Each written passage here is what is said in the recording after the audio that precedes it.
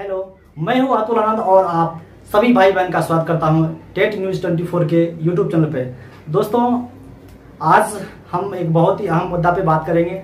आज जो बात करेंगे हम वो जो है कि जो छठे चरण की जो शिक्षक नियोजन की प्रक्रिया चल रही थी, उनमें जो कुछ भाई बहन ऐसे थे जिनको जो है नियुक्ति प्रक्रिया से वंचित कर दिया गया। आखिर क्या कारण था कि उसको नियोजन और नियुक्ति प्रक्रिया से जो है छांट दिया गया और वंचित कर दिया गया? कुछ तो कारण रहा होगा। आज हम उसी कारण को विस्तार से जानेंगे कि ताकि ऐसे भाई बहन जिसको भी इस प्रकार की त्रुटि है या फिर फॉर्म फिल करने में इस तरह की त्रुटि ना हो, इसके लिए शुरू से प्रिपेयर खुद को बनाकर रखें, खुद से तैयार रहें इसके लिए कि गलती ना हो पाए, ताकि हमारा जो नियोजन है वो ना रुक पाए और जो हमारा फॉर्म है वो रिजेक्ट ना हो। इसी तमाम बिंदु पर आज हम बात करेंगे। दोस्तों, लगातार जो है इस मुद्दे पे जो है वीडियो बनाने के लिए जो है अभ्यर्थी का जो है मैसेज आ रहे थे, इसलिए क्या सोचा कि आज जो है हम एक वीडियो आप लोग के लिए लेकर आऊं कि जो तमाम जो डाउट्स हैं वो क्लियर कर दूं। दोस्तों, आइए इसी संदर्भ में आज हम लोग बात करते हैं। तो देखिए, आज का हेडलाइन क्या है। सबसे पहले आप देख लीजिए कि नियोजन प्रक्रिया से वंचित होने के प्रमुख कारण क्या ऐसे कारण हैं जिससे कि आपको जो भी ये समस्या रहेगी तो आपको नियोजन प्रक्रिया से जो है वंचित कर दिया जाएगा। तो आइए देखते हैं बारी बारी से क्या कुछ चीजें हैं। सबसे पहले क्या है, सबसे पहले देखिए प्रशिक्षण संबंधी साक्ष्य उपलब्ध नहीं, यानी कि जो भी आप बीएड डीएलएड आप किए हैं वो यदि आपका नहीं है, जैसे कि आपका सर्टिफिकेट है, आपका अंक पत्र तो है लेकिन सर्टिफिकेट नहीं है, जो आपका जो है प्रमाण पत्र का जो ओरिजिनल जो डॉक्यूमेंट होता है वो आपका होता है प्रमाण पत्र होता है। तो ये चीज यानी कि जब आपका काउंसलिंग होगा उस वक्त यदि आपको मांगा जाएगा प्रमाण पत्र मांगा जाएगा तो वो नहीं रहेगा, तो कहीं ना कहीं आपको नियोजन की प्रक्रिया से वंचित कर दिया जाएगा। अब दूसरे नंबर में देखिए, दूसरे नंबर में है कि इंटर में 50% से कम अंक, यानी ऐसे अभ्यर्थी जो ईडब्ल्यूएस कैटेगरी में थे लेकिन उसको 50% से कम इंटर में था, इसलिए जो है उसको जो है नियोजन से वंचित कर दिया गया। कहने का मतलब है कि ईडब्ल्यूएस अभ्यर्थी उनको जो है इंटर में 50% से ऊपर अंक लाना जो है निश्चित कर दिया गया, यानी कि 50% या उससे अधिक नंबर लाना जरूरी है। अब आगे देखिए, आगे है इंटर में 50% से कम अंक युवा, ऐसे सामान्य कोटि के भाई बहन जिसको इंटर में 50% से कम नंबर है उनको भी वंचित कर दिया गया, यानी कि 50% या उससे अधिक नंबर होना अनिवार्य है। अब ऐसे ही आगे देखिए, इंटर में 45% से कम अंक बीसी, ऐसे बीसी कैटेगरी के भाई बहन जिसको 50% से कम नंबर था और उन्होंने अपना फॉर्म अप्लाई कर दिया था, जिसकी वजह से उसको जो है नियोजन की प्रक्रिया से वंचित कर दिया गया, रिजेक्ट कर दिया गया। तो आप देखें तमाम चीजें हैं, ये चीजें यदि है तो आप जो है फॉर्म ना भरें, क्योंकि आपका जो है फॉर्म को रिजेक्ट कर दिया जाएगा। जो सरकार एक क्राइटेरिया निर्धारित करती है, जो एक अर्हता निर्धारित करती है, उसको फुलफिल करना हम लोगों की जो जिम्मेदारी है। यदि उसको फुलफिल नहीं कर पा रहे हैं तो हम लोग का नियोजन नहीं होगा, वंचित कर दिया जाएगा। अब आगे देखिए, आगे है इंटर में 45% से कम अंक वाले ईबीसी, ऐसे ईबीसी कोटि के भाई बहन जिसको 45% से कम नंबर है इंटर में, ऐसे भाई बहन फॉर्म ना डालें। आप देख सकते हैं छठे चरण में जो है 45% से जो कम नंबर जिनको था उनको जो है नियोजन प्रक्रिया से वंचित कर दिया गया। आगे देखिए, प्रमाण पत्र में नाम स्पष्ट नहीं, कई ऐसे भाई बहन थे जिसका प्रमाण पत्र में स्पष्ट रूप से नाम अंकित नहीं था, जिसके कारण जो है उसको रिजेक्ट कर दिया गया, नियोजन से वंचित कर दिया। तो आप देखें कि आपके प्रमाण पत्र में साफ सुथरा नाम दिख रहा है कि नहीं, इसकी जांच और पड़ताल कर लें। यदि ऐसा थोड़ा भी दिक्कत परेशानी है तो अभी आप जो उसको ठीक करवा रहे हैं, जो संबंधित बोर्ड यूनिवर्सिटी है वहां जाके इसको आप आसानी से ठीक करवा सकते हैं। अभी आपको पता ही होगा कि 2-3 दिन पहले जो है बिहार सरकार जो है जो प्रमाण पत्र में जो भी त्रुटियां हैं, जो भी खामियां हैं, उनको सुधार के लिए जो नोटिस निकाली है, आप उसके अंतर्गत जो है आप जो है तमाम बोर्ड यूनिवर्सिटी जो भी है वहां जाकर अपना सुधारवा सकते हैं। अब आगे देखिए, आगे पॉइंट्स हैं कि जाति प्रमाण पत्र में नाम स्पष्ट नहीं। जाति प्रमाण पत्र आपको जो भी कोटि है और उसका आरक्षण का लाभ उठाने के लिए जाति प्रमाण पत्र जो है बहुत आवश्यक है।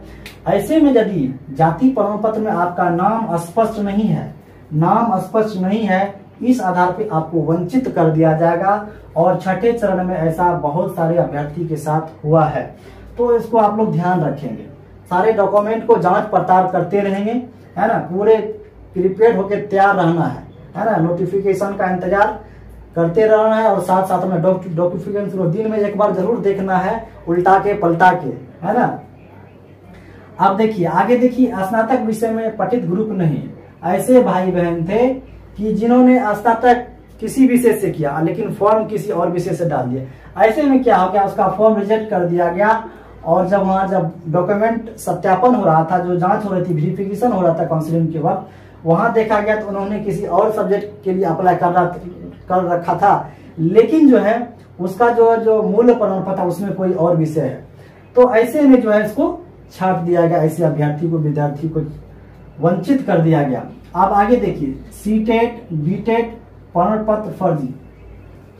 आपको पता होना चाहिए दोस्तों कि छठे चरण की प्रक्रिया में बहुत भारी मात्रा में ऐसे अभ्यर्थी पकड़ाए हैं जो सीटेट और बीटेट का फर्जी प्रमाण पत्र बना करके जो नियोजन प्रक्रिया में शामिल हुए।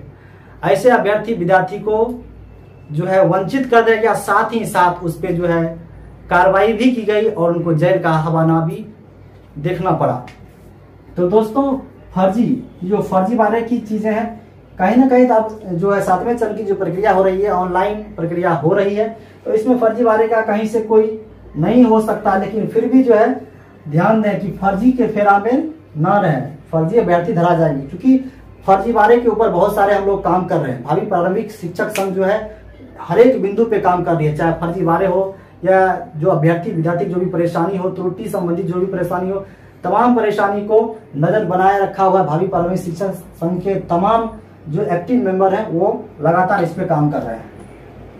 आगे देखिए, बीएड डीएलएड डाइट प्रमाण पत्र फर्जी। बहुत विद्यार्थी ऐसे थे कि जो कुछ पैसा देकर के प्रमाण पत्र खरीद लिए थे और वो प्रमाण पत्र जो जब उसका सत्यापन किया गया तो वो फर्जी निकल गए। और फर्जी निकलने के बाद जो है क्या किया गया, उसको अभी तक डॉक्यूमेंट का जो है सत्यापन की प्रक्रिया चल रहा है। और कुछ दिन पहले भी जो 22 ऐसे कैंडिडेट थे जो एक ही जिला के थे, उसका प्रमाण पत्र फर्जी होने के कारण उसको जो है बर्खास्त कर दिया गया और उस पर जो है कार्रवाई की गई। आगे देखिए, आगे है विज्ञप्ति के बाद परीक्षा फल। यानी कि अभी भी बहुत सारे विद्यार्थी जो सेकेंड ईयर में है, सीटेट पास सेकेंड ईयर में है, अभी सेकेंड ईयर का परीक्षा नहीं दिए हैं या दे दिए हैं तो अभी तक उसका परीक्षा फल नहीं आया है। ऐसे में क्या होता है कि जो नोटिफिकेशन मान के लिए नोटिफिकेशन आ गया लेकिन उसका रिजल्ट अभी तक नहीं आया तो वो वंचित रह गए। और यदि बाद में बहुत सारे ऐसे सिचुएशन आते हैं कि सरकार फिर से दोबारा नया डेट निकालती है कुछ अभ्यर्थियों के लिए, तो कुछ अभ्यर्थी जो सिलेक्टेड होते हैं जिसको न्यायालय द्वारा आदेश दिया जाता है, कुछ दिया जाता है, तो उसके अनुसार सरकार जो है अपना फिर से आवेदन का डेट निकालती है। लेकिन वो जो जिसके पक्ष में न्यायालय फैसला देती है उसके लिए होता है, ना कि यानी कि तब तक हो सकता है कि ये जो परीक्षा फल का वेटिंग कर रहा था तब तक उसका परीक्षा फल आ जाए, तो फिर भी उस समय ये योग्य नहीं होगा। योग्य इसलिए नहीं होगा क्योंकि शर्त ये है कि नोटिफिकेशन से एक दिन पहले तक आपका रिजल्ट आ जाना चाहिए। तो दोस्तों देख सकते हैं ये सारी चीजें हैं, ये सारी चीजों को बार बार देखेंगे कहीं आप में ये त्रुटि तो नहीं है, ये चीजें हैं। यदि ये चीजें आप में है तो ये तो सुधार नहीं हो सकता है, क्योंकि आप देख सकते हैं इतना % से कम यदि नंबर है तो आपका सिलेक्शन होगा ही नहीं। तो इसलिए आप फॉर्म ना भरें, फर्जी करने की कोशिश ना करें, तो नहीं तो आप पे जो है न्यायिक कार्रवाई की जाएगी और आप जेल के हवा भी खा सकते हैं। तो ऐसे विद्यार्थी ध्यान दें। दोस्तों टेट न्यूज 24 लगातार आप लोगों के लिए हर संभव प्रयास करता आया और करता रहेगा। जो भी आपका सवाल है वो अपना सवाल जो है कमेंट्स बॉक्स में लिखते रहें। और दोस्तों ये जो मैं बताया हूँ, ये जो छठे चरण में जो अभ्यर्थी के साथ इस तरह की चीजें हुई है, इसका मेरे पास जो है पूरा लिस्ट है किस आधार पे किया गया। ये लिस्ट यदि आप देखना चाहते हैं तो आप हमें मैसेज के थ्रू जो है ये लिस्ट प्राप्त कर सकते हैं कि किस आधार पे विद्यार्थी को छांटा गया है, आवेदन से वंचित किया गया है। इसके लिए आप हमारे इंस्टाग्राम आईडी पे मैसेज कर सकते हैं, साथ ही साथ जो है ईमेल आईडी पर मैसेज कर सकते हैं। चाहे 7वें चरण भर्ती प्रक्रिया संबंधित जो भी सवाल हो आप इस पे पूछ सकते हैं। दोस्तों, भावी प्रारंभिक शिक्षक संघ के जो तमाम एक्टिव मेंबर आप लोगों के लिए समर्पित है, कार्य कर रही है। दोस्तों, जुलाई में जो है अंतिम जुलाई में नोटिफिकेशन आना तय है। और जैसे कि पता हो कि आज भी शिक्षा विभाग का जो अहम बैठक है 7वें चरण के रूपरेखा पे जो है जो अंतिम मुहर लगने वाली है।